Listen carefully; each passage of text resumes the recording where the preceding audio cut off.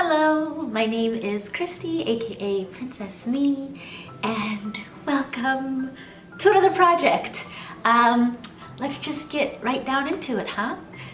I have been commissioned to do a version of the Cinderella dress from Rodgers and Hammerstein's Cinderella starring Brandy and Whitney Houston. The best version of Cinderella in my personal opinion. And that's what we're gonna do. That's what we're gonna do. So there are a lot of factors to take into consideration when making this dress because it's for a party company and they're gonna have to get a lot of use out of it and they're gonna be traveling with it. So here's how it's gonna go.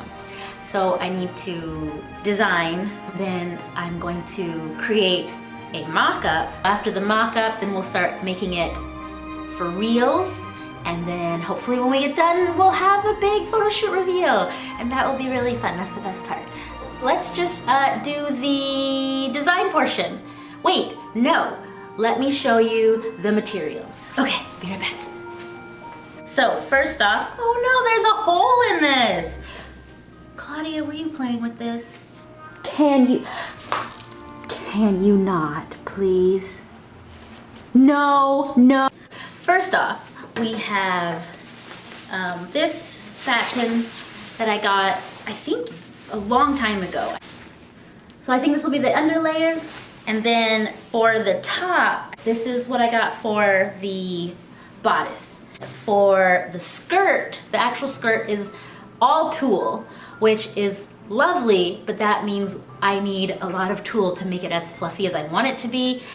So we have this glitter tulle that is shedding everywhere. It's all over my cat, it's all over me. Look at that. Oh, it's so pretty. Let's move on to the design portion. Oh, I'm so awkward on camera. So my main goal with this dress is to follow the idea of it as close as possible while still putting my own spin on it. I don't like making exact replicas of dresses. I like to do close enough that you can tell what it is without it being carbon copy. The two main things I really had to consider were that this piece needs to be able to travel and it also needs to be versatile and be worn by multiple sizes. Yeah, I think it's gonna look nice. I think it's gonna look very, very nice. And scene.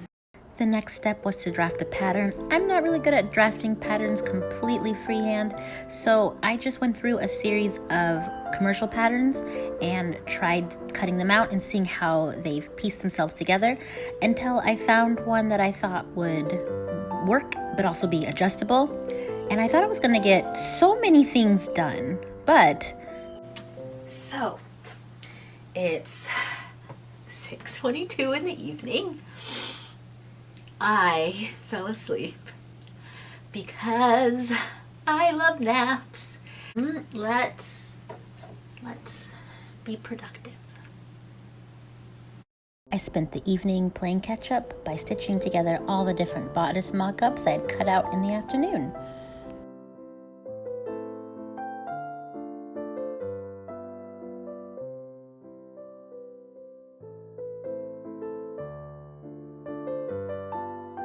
Okay, it is Saturday, so I'm going to bust this thing out today. We're gonna spend all day on it.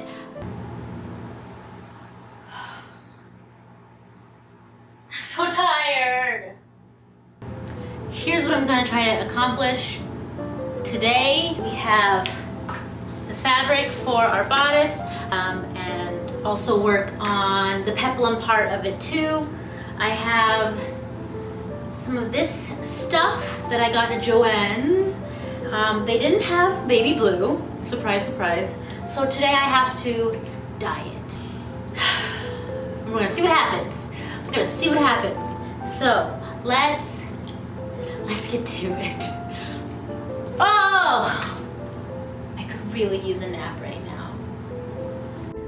While cutting out the pattern pieces for the bodice, I tried dyeing the ribbon in a little jar right next to me. Claudia was very interested in it.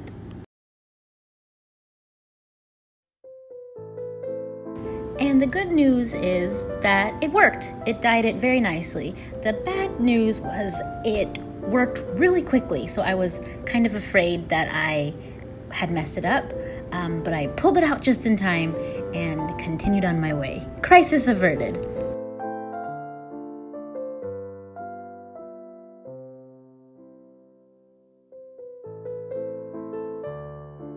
So here is a better look at the different layers of the bodice. We have the bodice fabric itself plus the netting overlay, and then we have the layers that are going to make the lining.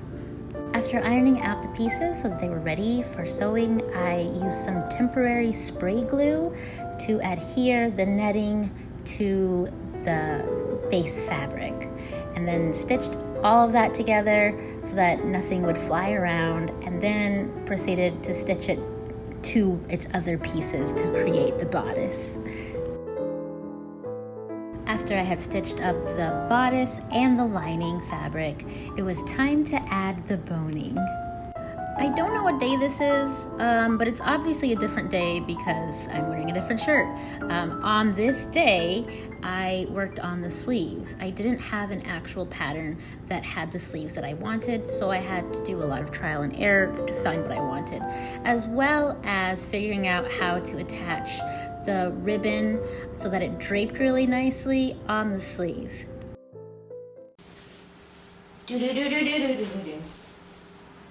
We have a bodice. Ta-da!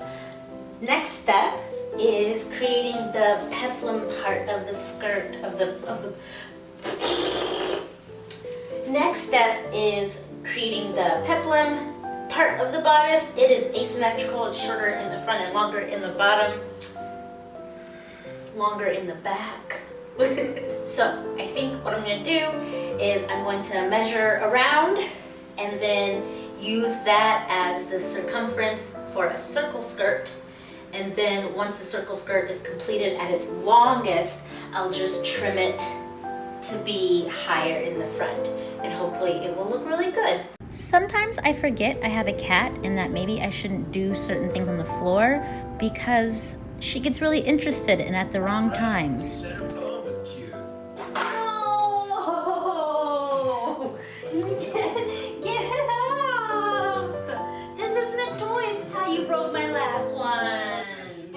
Using the circumference of the bodice bottom and a circle skirt calculator I found on Google, I figured out the length and width I needed to make the circle skirt. First drafted it onto an old bed sheet. After testing the fit and making the appropriate adjustments, I then transferred that onto the blue fabric so that I could stitch it to the bodice.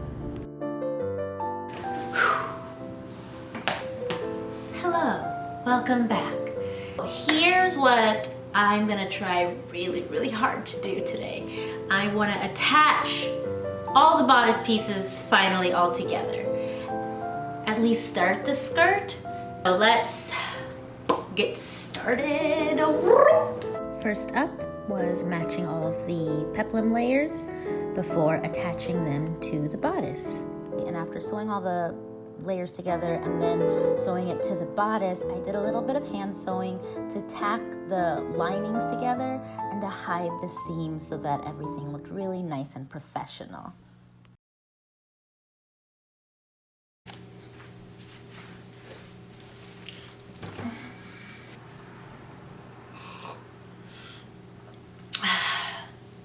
I'm always tired. So, what I want to do today is I want to start on the skirt. Okay, yeah, so make a circle skirt, but like a little bit of a circle skirt, and then attach a couple layers of organza to the bottom, and then build the tulle over the organza. Okay, let's do this. So let's talk this through. I cut out a short circle skirt out of the satin lining and then attached a ruffle of organza onto that layer. Then I added another ruffle of organza higher up along that satin lining, and then above that I put some sparkly tulle, and then I put some different colored sparkly tulle, and then I put the other sparkly tulle on the very top and hemmed the whole thing. Okay, so as you can see, I have added complimentary ruffle. As you can see, I have added complimentary ruffles to the bottom to hide the fact that the other layers don't quite match the true layer. Hi. To hide the fact that the top two layers don't quite reach the floor like they're supposed to. So now what I need to do is I need to trim very, very, very carefully. So carefully. The hem of the tulle to match the hem of this organza right here. Let's do it. Do.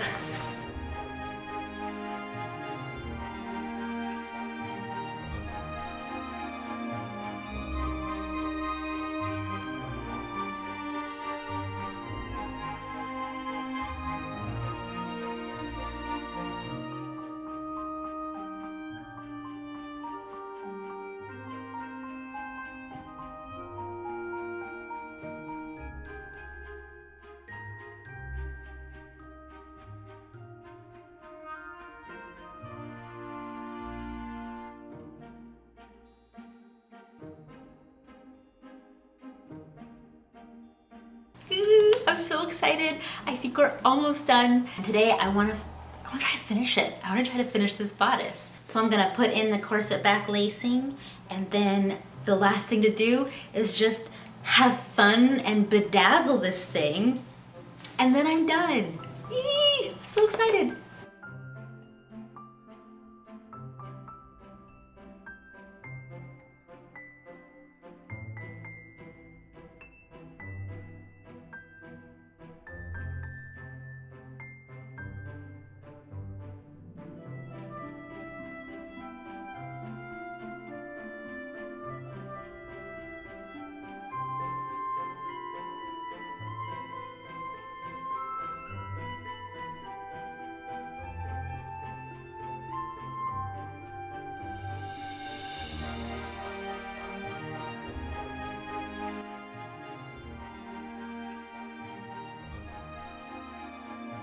Sorry y'all, no big grand reveal with me in it.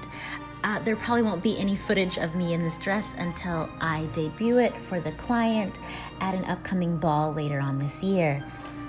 Final thoughts. Wow, I went into this project thinking, I might not have the skills for this, but I'm really proud of myself and I'm proud of my results, and I hope my client loves it, and I hope the kids love it when they see me in this dress. I'm so excited. Thank you all for watching. I hope it was enjoyable. Stick around if you want to see more fun, fancy dresses and costumes, but also like cute little cozy videos too. All right, love you. Bye.